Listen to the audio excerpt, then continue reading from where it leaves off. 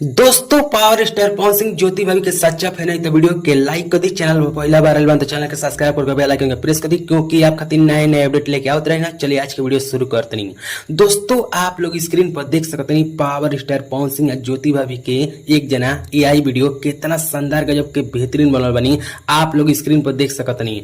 ऐसे तो ये वीडियो के एआई द्वारा जनरेटेड कर लिल बा, लेकिन देखला में ये लगता है बिल्कुल रियल, बड़ा शानदार गजब के बेहतरीन लगता है। सोशल मीडिया पे ये वीडियो के बहुत ज्यादा पसंद कर जाता है, बहुत ज्यादा लाइक कर जाता है। सोचने कि आप सबके बीच में दिखा दी आप लोग के वीडियो कैसा लगता है, आप लोग कमेंट बॉक्स में जरूर बताएं। दोस्तों आजकल का जमाना एआई के इतना आगे हो गया कि केहू से कुछ बुलवा दिया जाता है, केहू से केहू का वीडियो जोड़ के बना दिया जाता है। सेम वैसे ही पावर स्टार पवन सिंह के ज्योति सिंह के एक साथ जोड़ के वीडियो बनावल गइल बा, बड़ा शानदार लगता है। आप लोग के कैसा लगता है आप लोग जरूर कमेंट बॉक्स में बताएं। ऐसे तो सोशल मीडिया पर पावर स्टार पवन सिंह के ज्योति भाभी के बहुत सारा वीडियो बनल बा, ये वीडियो बड़ा सुंदर लगल। सोचनी आप सबके बीच में दिखा दी। आप लोग के अच्छा लगल तो वीडियो के लाइक शेयर कर दी।